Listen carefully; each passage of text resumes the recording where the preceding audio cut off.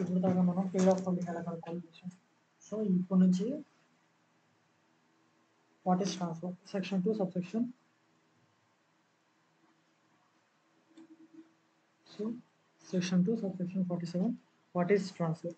First capital gain హెడ్లో అది tax అవ్వాలంటే క్యాపిటల్ అసెట్ నువ్వు యూజ్ చేసి ఉండాలి, అదే ట్రాన్స్ఫర్ చేసి ఉండాలి. నువ్వు ట్రాన్స్ఫర్ చేసింది క్యాపిటల్ అసెట్ అండ్ ట్రాన్స్ఫర్, ఈ రెండు మ్యాండేటరీ.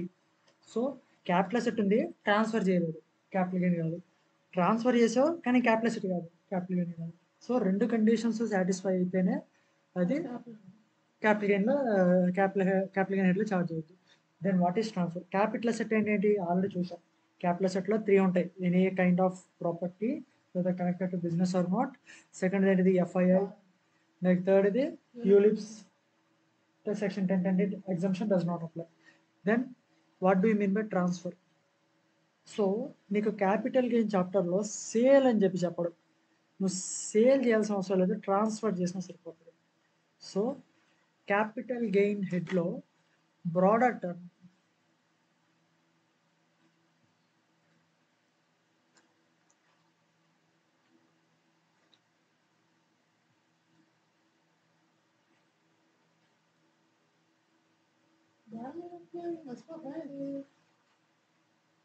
ఇది ఎలా పట్టుకెళ్తుంది సరే. So transfer. So section 2 sub clause 47 ఏంటంటే transfer. So any sale, exchange, relinquishment. So నువ్వు సేలే చేయాల్సిన అవసరం లేదు, ఈవెన్ ఎక్స్చేంజ్ కూడా ట్రాన్స్ఫర్ డెఫినేషన్. అంటే ఏంటి, నువ్వు ఒక అసెట్కి ఇంకో అసెట్, ఫర్ సపోజ్ ల్యాండ్ అమ్మేసి హౌస్ తీసుకున్నావు, లేదా గోల్డ్ అమ్మేసి ల్యాండ్ కొనుక్కున్నావు, whatever. So money involve అవ్వలేదు, బట్ కన్సిడరేషన్ ఏంటంటే ఇక్కడ ఎక్స్చేంజ్. సో ఇక్కడ ఎక్స్చేంజ్ అవడం వల్ల ఇది కూడా ఏంటంటే క్యాపిటల్ గెయిన్ కట్టాల్సి ఉంటుంది, capital assets. So capital asset transfer అయ్యింది. సో ఈవెన్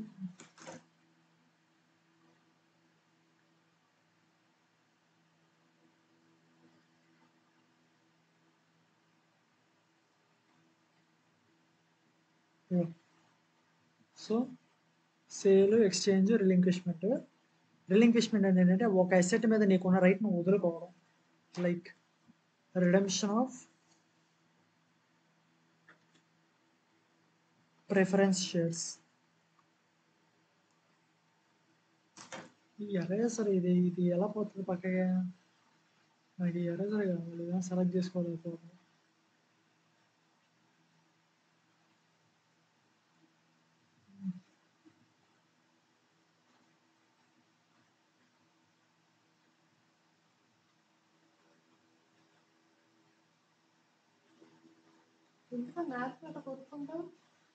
అంతే.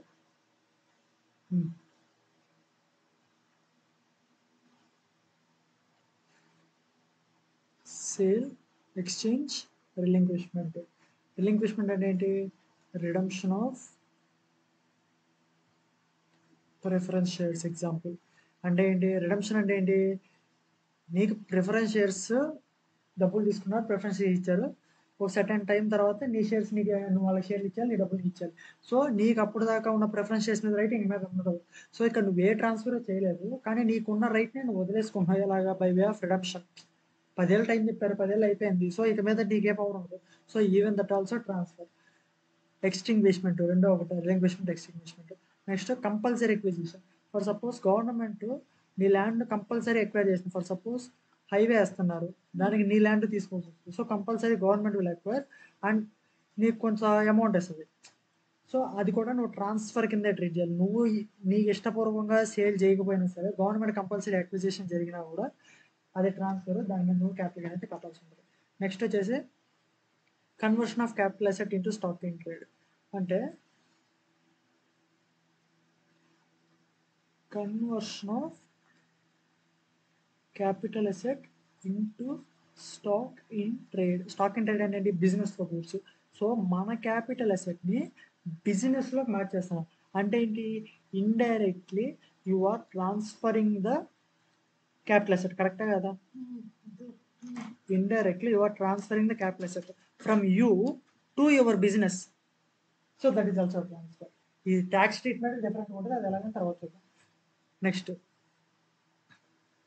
Maturity of zero coupon bond. Zero coupon bond ఎక్కడ చదివాం మనం?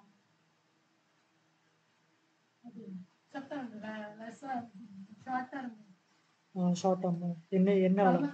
So zero coupon bond period అంటే 12 months. సో పీరియడ్ ఆఫ్ హోల్డింగ్లో మనం చదివాం. So zero coupon bond mature అయ్యింది లేదా రిడీమ్ అయింది అంటే ఏంటి? టర్మ్ చెప్పాను, ఆ టర్మ్ అయిపోయింది, నీకు డబ్బులు వచ్చేసినాయి కదా, అది కూడా ట్రాన్స్ఫరే, అది కూడా దాని మీద కూడా నువ్వు ట్యాక్స్ కట్టాలి. ఓకేనా? Next part performance of the contract. Example చూడు, A enters into agreement for sale of his house. A house sale చేస్తున్నాడు, పర్చేజర్ అంటే వాడు కొనుక్కునేవాడు gives the entire sale consideration to A. ఏకి డబ్బులు కూడా మొత్తం కట్టేశాడు. ఏ కూడా hands over the complete rights of possession, మొత్తం బిల్డింగ్ కూడా ఇచ్చాడు. But registration itself is pending. House ఆ పేరు మీదకి రిజిస్ట్రేషన్ చేసుకోలేదు.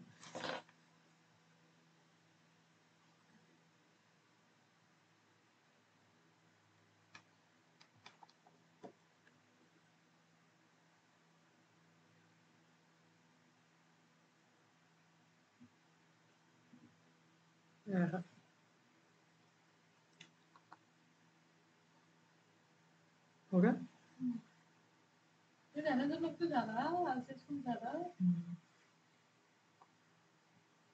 ఓకే.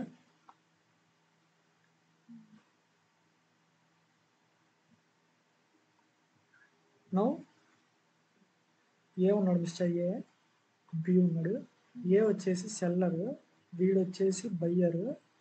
సో వీడికి ఏం చేయాలి? హౌస్ ఇవ్వాలి, కరెక్టే కదా? వీడికి ఏమి ఇవ్వాలి? మనీ ఇవ్వాలి. సో వీడు మనీ ఇచ్చేసాడు, వీడు హౌస్ ఇచ్చేసాడు. ఇది వచ్చేసి గవర్నమెంట్ దగ్గర రిజిస్ట్రేషన్ అనేది చేయించుకోవాలి, కరెక్టే కదా? సో రిజిస్ట్రేషన్ మాత్రం పెండింగ్ ఉంది. నీవేందో రిజిస్ట్రేషన్ అవ్వలేదని చెప్పి ట్రాన్స్ఫర్ జరగలేదని నువ్వు చెప్పకూడదు. సో వాడు కన్సిడరేషన్ మొత్తం ఇచ్చేసాడు, నువ్వు హౌస్ మొత్తం ఇచ్చేసినప్పుడు రిజిస్ట్రేషన్ పెండింగ్ ఉంది కాబట్టి ఇంకా ట్రాన్స్ఫర్ అవ్వలేదని చెప్పకూడదు. So part performance of the contract. So part performance of the contract. So ఆ కాంట్రాక్ట్లో ఆల్మోస్ట్ రైట్స్ అన్ని ట్రాన్స్ఫర్ అయిపోయినాయి, కన్సిడరేషన్ మొత్తం ట్రాన్స్ఫర్ అయిపోయింది కాబట్టి even though that will be called as transfer. Next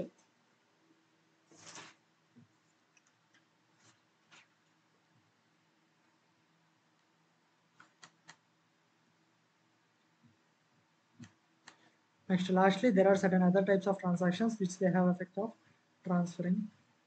so ఇది వచ్చేసి cooperative societies. So cooperative societies ఏంటి అంటే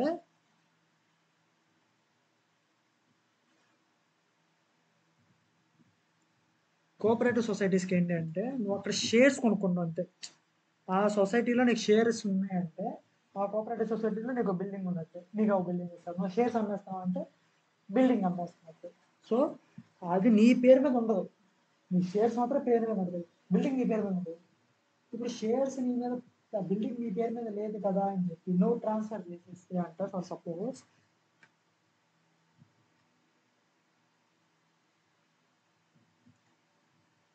this is the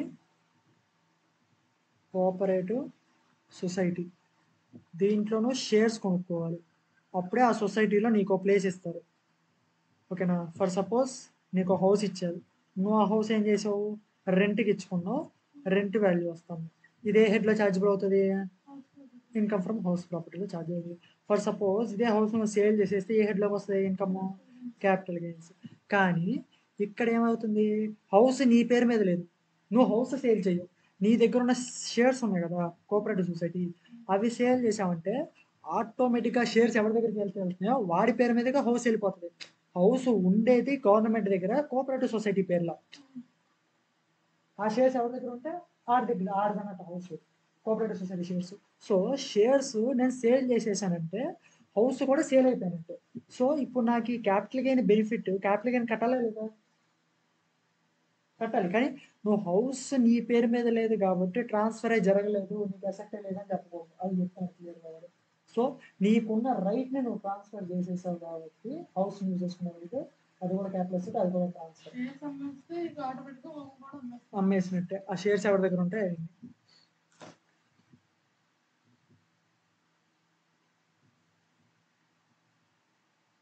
okay.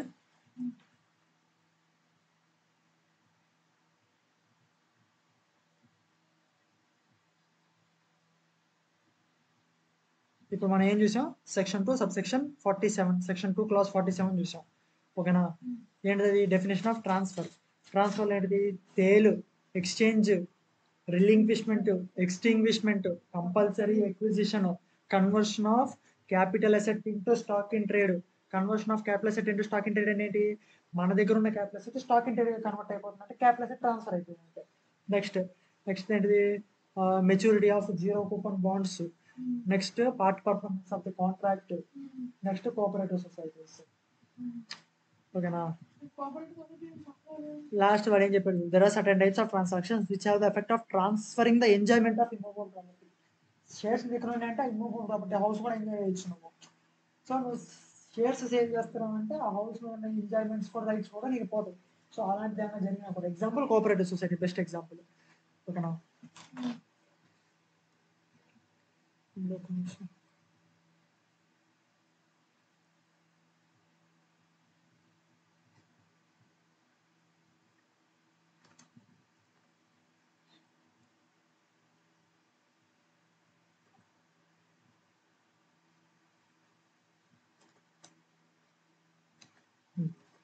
So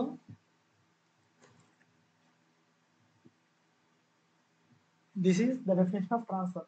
so ఇప్పుడు మనం ఏమేమి చూసాము? క్యాపిటల్ అసెట్ అంటే ఏంటో చూసాం, కరెక్టా? క్యాపిటల్ అసెట్ చూసాం, క్యాపిటల్ అసెట్ ఏమేమి ఇంక్లూడ్ అవ్వాలో చూసాం, ట్రాన్స్ఫర్ చూసాం. సో క్యాపిటల్ అసెట్ అయి ఉండాలి, ట్రాన్స్ఫర్ చేసి ఉండాలి, అప్పుడు ఏమవుతుంది? అది క్యాపిటల్ గెయిన్స్ హెడ్లో ట్యాక్సిబుల్ అవుతుంది. నెక్స్ట్ పీరియడ్ ఆఫ్ హోల్డింగ్ కూడా చూసాం. దాన్ని బట్టి నువ్వు short term capital gain, long term capital gain అని చెప్పి డిసైడ్ చేస్తావు. నెక్స్ట్ ఫస్ట్ ఇలస్ట్రేషన్ చూద్దాం. ఇలస్ట్రేషన్ నెంబర్ 1 ఏం చెప్తాడు? How will you calculate period of holding in case of following assets? Shares held in company in liquidation. Company liquidation అనేది మూసేయడం, winding అంటారు. Company మూతపడిపోవడాన్ని liquidation అంటారు. ఆ కేసులో పీరియడ్ ఆఫ్ హోల్డింగ్ ఎక్కడి నుంచి ఎక్కడి వరకు తీసుకుంటావు?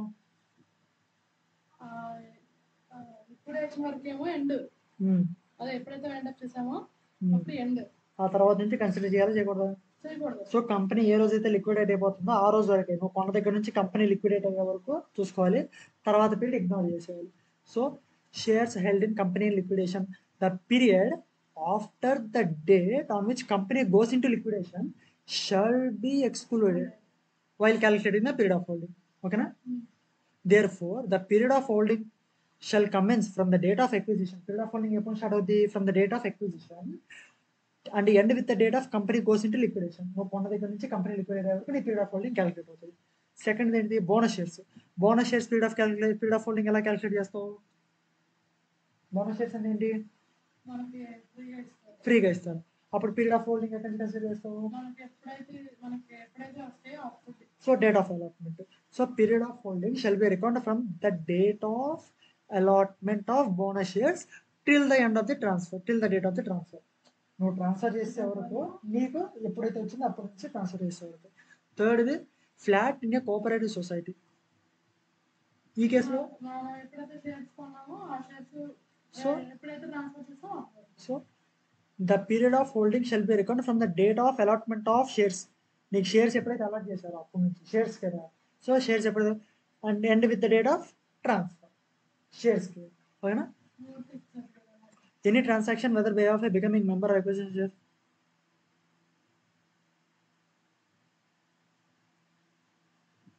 Any transaction, whether by way of becoming a member of cooperative society, by acquiring shares, or by any agreement whatsoever which has the effect of transferring amount, is a transfer.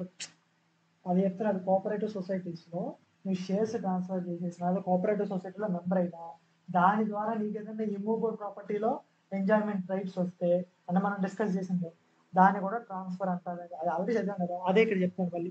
Hence it is Hence, it is a possible to take over any date from which such right is obtained may be taken as the rate of acquisition. ఇక్కడ ఏంటంటే alternative view కూడా చెప్తున్నాడు. ఇంకో view ఏంటంటే shares మీద depend అంటారు కదా, shares మీద డిపెండ్ అంటుంది నీకు డేట్ ఆఫ్ అలాట్మెంట్ అని చెప్తున్నాడు, కరెక్టా? అలా కాకుండా ఆ రైట్ నీకు ఎప్పుడైతే వచ్చిందో ఆ డేట్ కూడా తీసుకోవచ్చు. అని చెప్పి అంటున్నాడు. అదొక alternative view. It is possible. కానీ మెయిన్ ఆన్సర్ ఏంటంటే date of allotment.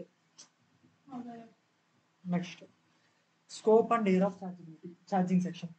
Water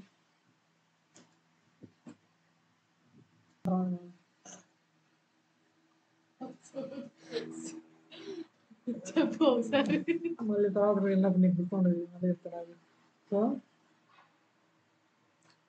conversion of stock entry అంతేనా అంటావా? అక్కడి నుంచాలే. నేను 15 నిమిషాలు అయిందా అనుకుంటున్నాను నేను. సరే చూద్దాం. 2 నిమిషాలు ఎక్కడి దాకా అయిందా?